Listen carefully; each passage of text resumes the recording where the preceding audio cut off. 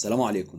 انا جاي النهارده اكلمك ان شاء الله عن كارنيه الجيش، وكارنيه الجيش بيعمل لك ايه وبيديك وضع قد ايه والكلام ده كله، لان انت ما بتفهمش الكلام ده غير لما بتخش الجيش وتبدا تستلم الكارنيه. طيب، مبدئيا انا عايزك بس تخلي عندك عزه دايما وفخر كده انك بتنتمي للجيش المصري.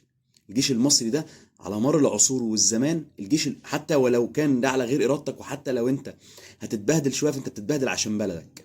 طيب، الجيش المصري ده على مر العصور كلها وعلى مر السنين كلها هو الحامي الاساسي لمصر، وهو الحامي الاساسي لمين؟ وهو الحامي الاساسي للمصريين، وهو اللي بيقف جنبهم في كل المواقف.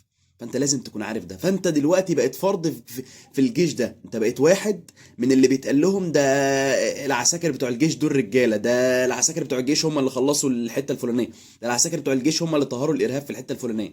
فانت واحد من الناس اللي بيتقال عليها كده، حتى ولو انت مش في الموقف ده. ليه؟ لانك انت وارد تبقى في الموقف ده، ممكن يستعينوا بيك.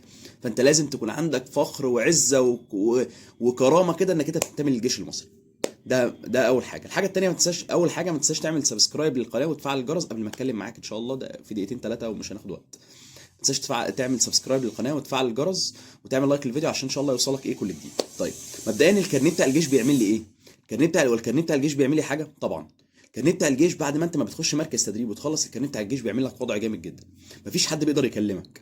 انا اقسم بالله، انا لما بشوف واحد لابس الافرول بتاع الجيش ببقى عندي استعداد اشيل البياده بتاعته على دماغي. ليه؟ لان انا عارف هو بيتعب قد ايه، وان هو الجيش المصري بيتعبوا قد ايه، وان هم بيبذلوا مجهود قد ايه على الحدود. انا مش بتكلم على ان كل الناس على الحدود، بس انا بتكلم على ان لو في حتى ناس على الحدود فانا ببقى عارف هو بيبذل مجهود قد ايه، وان قد ايه هو بيحمي منشآت، وان قد ايه هو بيتعب وبتاع. فببقى عايز لو شلت البياده على دماغي هشيلها، ما عنديش اي مشكله.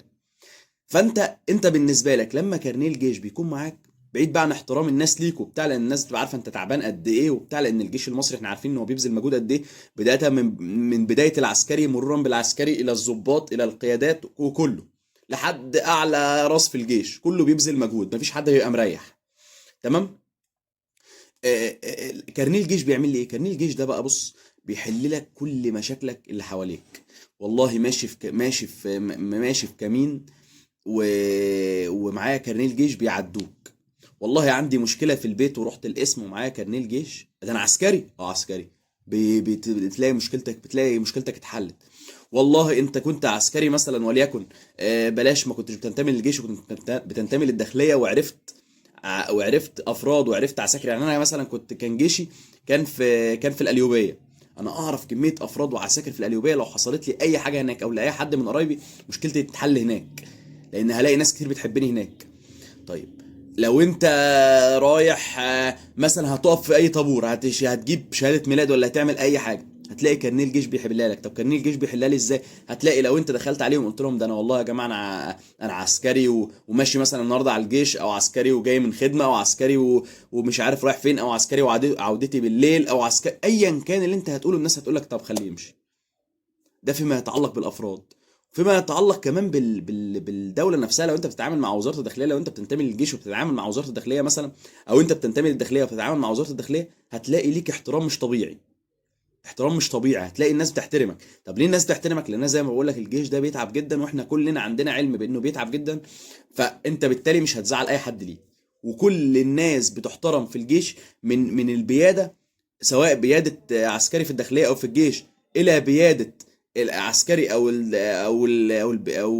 البياده العسكري، البياده او العسكري في الداخليه، كله بيحترم.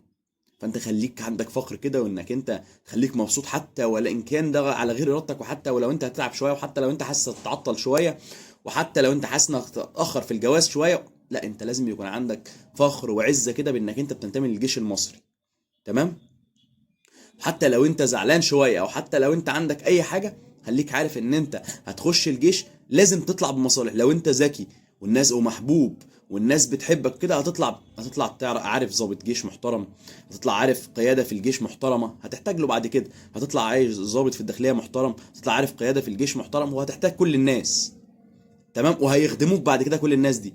فخليك عارف ان انت انتمائك للجيش ده حاجة كويسة جدا وحاجة لازم تفخر بيها، وان الجيش المصري ده بداية من العسكري الى اكبر قيادة فيه وبيادة كل واحد فيهم، فهو انت كده يعني، انت كده يعني في مكان كويس، ما انتش في مكان وحش. هي سنه بتضيع عليك، انت ممكن تتعب شويه، بس ان شاء الله باذن الله ربنا يعدي ايامكم على خير. شكرا جزيلا، سلام عليكم.